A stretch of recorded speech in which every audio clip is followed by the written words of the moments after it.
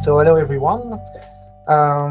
It's a presentation, it's a joint presentation with Claire Droz from AdaCore, and I am Christophe Garillon. I'm an assistant professor at ISAE-SUPAERO, an engineering school in France. So we will talk about how we teach our students who are not computer scientists formal verification. So first I will present and will introduce you the ISAE-SUPAERO engineering program. So what is ISAE-SUPAERO? It's one of the leading French Grande École, and I don't know if you are aware of, but Grande École are a very specific French higher education topic. In fact, before entering Grande École, students have a 2 years intensive course on math and physics, then take a selective exam, and then spend 3 years in the Grande École to obtain an engineering degree, corresponding to a master degree. So SUPAERO is mainly focused on aerospace, but it also offers other possibilities for students in every engineering activity. So I will briefly describe how the semesters are organized. So remember that S1 is the first semester entering SUPAERO, and S5 is the first semester of the last year of the graduate program. So if we speak about computer science at ISAE-SUPAERO, in fact, during the first semester, the students have only a 14-hour lecture on algorithm and programming in C, in which, of course, they will do the basis of algorithmics, C programming, and how to implement and use data structures like linked lists, binary search tree, or graphs in C. So that's rather short. Okay, for the second year, the first semester is also a common core, and the students attend 50 hours on computer science, broadly speaking. So there is a 30 hours lecture on object-oriented design and programming in Java, 10 hours lecture on networks, and 10-hour lecture on integral linear programming. Maybe you could consider that's more maths, but it's a class in computer science. Okay.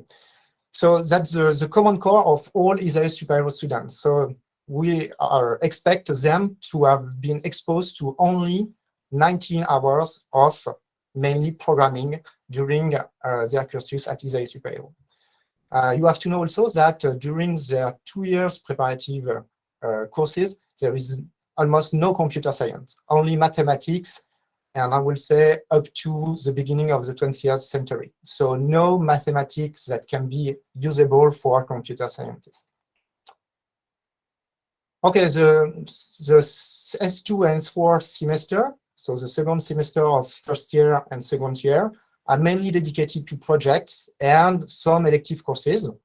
And for instance, you have more computer science-oriented elective courses like functional programming or cryptography, or such topics. And finally, most students do a gap year between the second year and the final year of the program with various experiences. They can do an academic substitution, internships, both in research laboratories or in firms, and also personal projects if they want. So before obtaining their degrees, they have to do a full course semester, S5, in which they have to choose a field of application. So they can choose aircraft operation and design, space system, embedded system, decision system, or energy. And they have also to choose a 240-hour major of expertise, which is for mainly what is their scientific trajectories they want to use in industry. So there is a major of expertise called critical system architecture, and this is the one in which we have teach with Claire formal method. So now I will let Claire present the formal methods course in third year. Thank you, Christophe. So, as Christophe said, the formal method course is part of the critical system architecture major in third year. It doesn't have any prerequisite, so it means that we can get students with various level in computer science. Some of them do not know computer science very much at all. It is a short course only 22 hours on the wall and only 16 hours for the part about Spark. And we don't have a lot of students, only 20 students per year on average for the whole course, and not all of them will do Spark. But it is increasing slowly, so maybe at some point we will get more students. So the formal method course starts with a 2-hour introduction on formal methods. Every student will attend this part. And then the students are divided into 4 tracks for different formal method techniques. Of course, there is a part about Spark, and there is another part about formal proof in C, using pharmacy. Then there is a track about model checking and one about abstract interpretation. Afterward, the students will present what they have done to each other, so that they all have at least an idea of different kinds of formal methods. And finally, there will be an invited speaker who will explain how formal methods are used in the industry. So let's focus on the Spark track.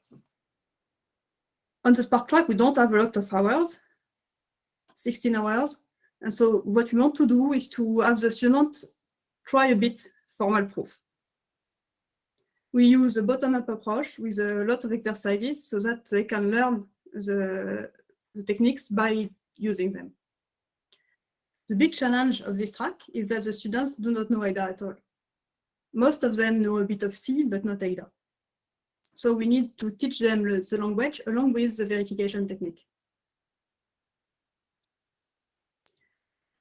When I first started teaching this course, I tried to teach both ADA and formal verification at the same time, saying that in fact Spark was the language for formal verification for the tool. But it was a bit complicated. Students didn't manage to keep track of the formal method topics when they also had to worry about the syntax of the language. So I changed, and now I dedicate 4 hours at the beginning of the course to teach them some ADA, at least a subset. So only the basic types, like scalar types, records and arrays, the programs and packages. Then I ask them to train a bit themselves using the Learn platform available online. And this works well in practice. Indeed, most students that I have done at least, even if some have not, but those who have find ADA close enough so that at least they understand the concept. And also they find ADA relatively relevant to what they are doing, since it has a safety critical orientation. Now let's go to the formal methods part. So I have seen a lot of courses about formal methods, and the objective of the course can range, can be very different from course to the other. At one end of the spectrum, there is the course that we give in trainings for the user in the industry of the Spark tool. So this one, they are not interested at all with the theoretical aspect. It's only using the tool.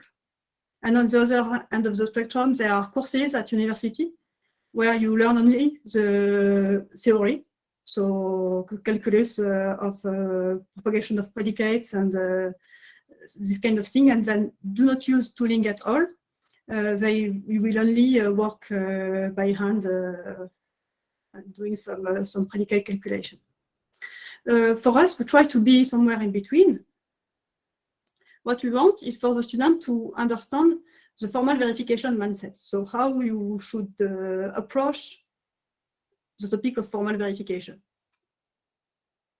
We need them to understand that, in particular, to verify an algorithm, you need to understand it. And it doesn't, it's not always obvious for the student, for the user either. The industrial users that we have, sometimes it's not obvious.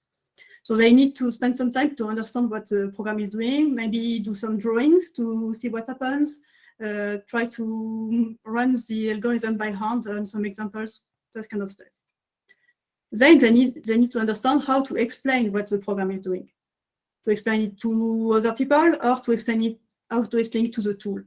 Basically, it's a bit similar. The same punch should be made in both cases. Then, of course, I need to have some level of rigor, because unfortunately they are working with a tool and not a person, so they should tell the tool exactly what they want. If there is an error, the tool will not fix it for them. For example, minus by one error in the specification. So to achieve these objectives, what we have in this course are some basic theory about WP, so weakest precondition calculus, or rather strongest post-condition for part, but it's similar, decidability, the background solvers, this kind of stuff. And then we have a lot of practical stuff, so some tips on how to use the tool, for example, or the formal method, how to write a loop invariant, which is relatively complicated, how to debug your proof if it doesn't work on the first try, how to know what is missing, maybe some contracts, and of course a lot of exercises. So at the end of this 12-hour course, so 4 hours of ADA and 8 hours of the formal method, there are a small project. In this project, they are given an algorithm, very small, but with a complex specification. It is coming from a verified lead challenge of 2019. They have 4 hours to write the algorithm and then verify it. Mostly they are supposed to do it on their own, even if I can sometimes help the one with the most difficulties, of course. And they manage it on average. It's working. What is more interesting, I think that they have learned to understand what are the pitfalls when programming. For example, they learn to worry about overflows when doing integer computations, worry about whether an access inside an array is in the bound or out of the bound, this kind of stuff. Also, they have been exposed to some verification process. So the formal one, with the usual notion of verification process. What do you verify exactly? What is the assumption? What are the guarantees? So it's interesting for them for later. And hopefully, since they have seen formal methods a bit, it should be less scary when they encounter them during their professional life. Okay, so now I will present you a project I am currently doing with 2 SUPAERO students on proof robustness. So why are we interested in proof robustness in Spark? You can ask yourself, you can wonder if you can be really confident in your proofs. In fact, some proofs are fragile, typically when they are proved only by one prover. If you have a VC that is only proved by Z3, for instance, it may be the case that using the next version of the proof, this proof is cannot be proved by this VC cannot be proved by the provers. So why? Because the provers can be non-deterministic, and also because the changes in code or specifications or provers on or while free or not proof can lead to such unprovable VC. So Yannick has done a very clear and interesting talk at HCSS 21. There is a link in the slide about proof robustness in Spark. And our objective in this project is to investigate a little bit more this notion of robustness. So the main question we want to answer is, how can we help users to write robust proofs? Okay, on which project are we going to do the experiment? So Spark by example is a previously project, the previous project we have done here at ISAE-SUPAERO, and it's inspired by ACSL by example. So ACSL by example is some kind of booklet of a recipe on how to prove algorithm written in C using the pharmacy platform and the weakest precondition plugin. Okay, it's interesting because there is a lot of algorithm in Spark by example. So you have an algorithm on arrays, so algorithms that can mutate the array. For instance, you want to swap some part of the array, but also algorithms that are non-mutating. You only want, for instance, to search a value in the array.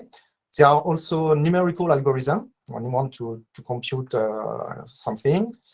Sorting algorithm, selection sort, bubble sort. And the final chapter is about how to implement and prove a heap using arrays in Spark. And of course, writing a heap sort using your heap implementation. So this project has, in fact, been previously done by two ISAE-SUPAERO students 4 years ago using a GNAT community 2018.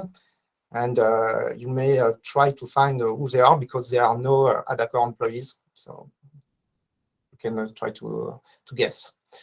The algorithm can be really simple. For instance, a linear search in an array, but some of them have a real good complexity for trying to investigate this proof-of-robustness problem.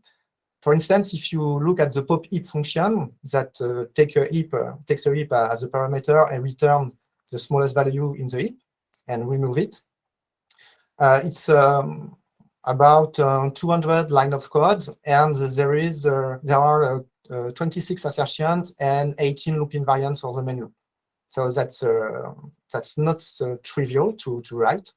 And with GNAT Community 2018, it needs a 20-second timeout to prove. So it's rather long. So we will speak about proof-of-robustness on Spark by example. Okay, the objectives, the detailed objectives of the project are the following. So it's a 2-month research project. First, the students have to learn Spark. Second, they have to verify that Spark by example is still proven with GNAT Community 2021. Then they have to update Spark by example with missing algorithms. There are some new algorithms that have been added in the ICSL by example, and we want to add them in Spark by example. And the main part of the project is try to find a heuristic to increase proof robustness. And of course, what I have said to them when they want to do the project and is that they should have fun with Spark, programming with Spark.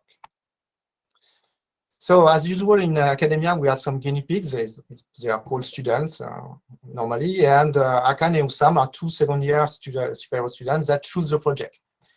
So they are not in the 3rd year major about critical system architecture, so they are a rather poor background in computer science. Particularly, they have no previous knowledge of Spark nor Ada. They have a good knowledge on classic math. They can do a lot of proof on real analysis or things like that, but no knowledge of formal methods.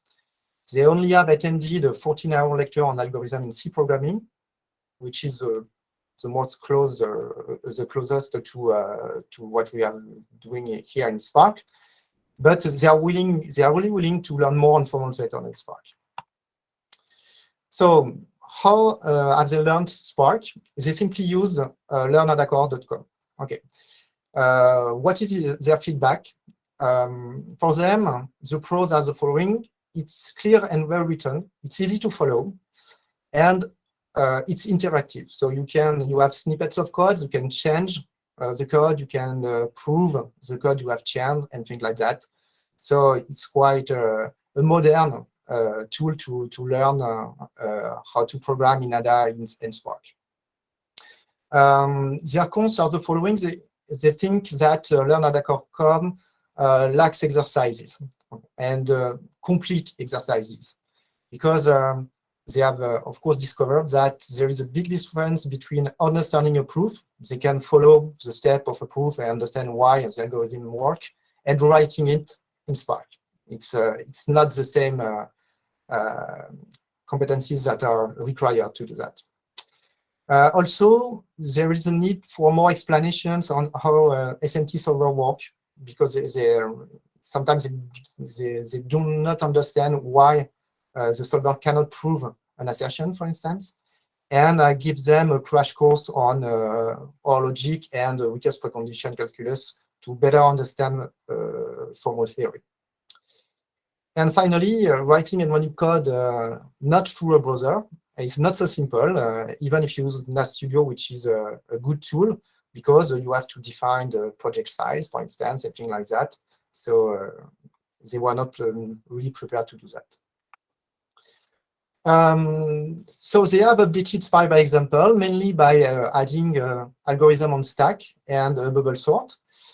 It was not so easy at the beginning because they systematically refused to use a pen and a paper to try to prove it by hand, and they want to write SPARC code and assertion directly. So sometimes, of course, it doesn't work. So and also they have difficulties to understand why something is not proved. Okay, in the more recent version of that. For instance, there are some VCs that are proved in 2018, but not in 2021. And it's quite peculiar or strange for them because, of course, normally if you increase your version, your software should behave more precise. But everything is proved now, at least at my knowledge. So it's quite good. They have done the work. Now the main part is how to find a heuristic for robustness. So it's still a work in progress. It's really not easy. So for instance, they managed to remove 21 assertions in POP-E, which have a lot of assertions. And now they are trying, and it is still proved in CNAT 2021. And now they are trying to understand if the assertions they have removed are important to understand the proof, to read the proof, or they are simply here to help the provers to do the proof. So it's quite difficult. So they also developed a simple app that we will upgrade to visualize robustness. So for instance, here you have an example. So in a file, remove copy lemmas, in which you have some lemmas to prove, inspired by example, they obtain a visual characterization of the robustness of the proof with each that proof version. So all the VCs in green are proved by at least 2 provers separately. When there is some yellow, it means that the VC is proven by 2 provers together. You have to use 2 provers to prove the VC. Orange, you need the 3 provers, AdaCore, CPC4, and Z3 to prove the VC. And when it's red, it's not proven. Okay, so here you can see that there is some fragile VC here that are proved by 2 provers, and of course in that proof 2020 and 21, some of them are not proved anymore. But for the moment, it's not so easy to find an explanation for how you can add assertion to robust your proofs, or how can you remove assertion to have a more fluent reading of a proof. And for the last part, they should have fun doing this internship, and I think it's the case. Of course, it's not really objective because they have to take a course on C programming, so it's not, and I am responsible for this. So it's not so easy, and when they discover ADA and SPARC, they say, oh yeah, but why are we doing C instead of such language, which are really more easy to manipulate and to program in. And they have learned a lot of things about formal verification also, and that this process is not magic. You have some science. You have science behind the curtains, and they want to learn more about it. So to conclude, we think that SPARC is a good imperative language to teach and learn for the students and for us. For instance, compared to C, okay, it's more strict, but it's more expressive also. You can do you can define your own type easily. For instance, students can learn it fast. Okay, 4 hours with Claire for learning ADA. Of course, they are not ADA experts, but they know how to program a small size algorithm like a classic algorithm, sorting, and things like that. They also need to understand that when you are doing verification, formal verification on a program, it's not magic. They have to understand the process, what is happening. It's easier for them to write proof after. And for the project part, what we can say is it's not it's ongoing work, but that proof robustness is not obvious if you want to properly define a process, saying that you should add this kind of assertion here to have a more robust proof of your code. So thank you for your attention. That's great. Thank you, Christophe, and thank you, Claire. We have a little more than 5 minutes, 10 minutes for questions if people want to respond. I think there is a question. Yeah, Son, you can go ahead. Yep. Hi, thank you very much for a very interesting question. I have the first question is actually about teaching part. So how the students are split into the different tracks? You mentioned there's 4 tracks into the course. Is that by preferences or by randomly assign them to the different track? No, it's by preferences. So there is a kind of battle between the students to have a preferred track. And in fact, honestly, Spark is gaining a lot of popularity. Yes, and sometimes it's quite difficult to remove the student from the Spark track. I think last year you had a lot of students. Claire, yes. I had 7 last year. Yeah. Out of 20, so it was not very fair. Yep. And the second part is actually very, very interesting part about the proof robustness. Do you think the robustness of the proof is actually depending on the backend proofer, so SMT solver and things like that, or on the method and program, the assertion that you insert in the program? And what do you feel about what would be the kind of the better way to actually improve the proof robustness? I know it's difficult, but what do you feel about it?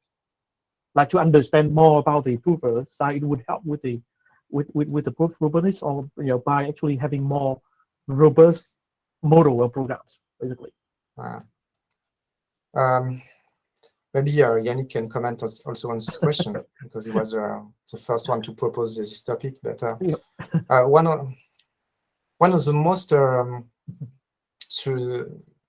what is surprising is when you have something that is proved in an earlier version and is not proved in the more recent version.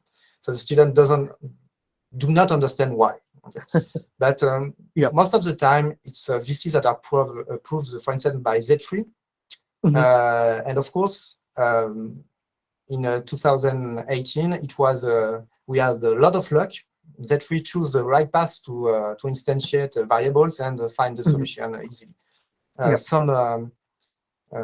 For instance, there was some lemmas implementation with a null body.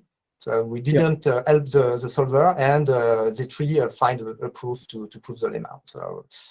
So if you want to have more robust proof, I think you should first sketch to the proof you want to write by M. Okay, you should retrieve the assertions, loop invariant you are giving to convince yourself or your colleagues to show that the algorithm is working. Because, but I don't know if Yannick, you have some comments on the question, but it's difficult to define how to write robust proof. To comment possibly. You said that maybe it would be interesting to understand how the solvers work to understand to help with the stability issue. In some sense, yes, because it helps knowing what is difficult. But as unfortunately the solvers are working by exploring a big tree of possibilities, it doesn't help much to know that they are doing so and that they might be lucky with one version and unlucky with the other in the order in which they take things. For example, we have seen proofs where if you change the name of your variable from I6 to I7 or something like that, well, you lose the proof. Yeah. Fortunate. Yeah. On the solvers, also something that students are not aware of is that, for instance, quantifiers are really difficult to manage for the solver, particularly existential, and they do not understand why it cannot prove something like for all x there is a y such p x y holds. So they have to understand what is really happening with these solvers. In fact. Yeah. So one thing, because when you mentioned on the slide that the student actually managed to remove some assertion, yes, I thought quite surprised because assertion for me is kind of helping with the proof. Yes. So the proof robustness, I kind of expect that they actually provide more robustness to the proof, and I just wonder why actually removing they try to remove the assertion actually. It's just an experiment to see if in fact it shows maybe that provers are better than the older versions, because in fact when they remove the assertion, all is green in their interface. So it means that the VC are proved by at least two provers separately. So it becomes they become a robust proof in fact. So but they are currently investigating on why and how can they classify the assertions they have removed between the assertions that help the prover and the assertions that help the reader. I will say.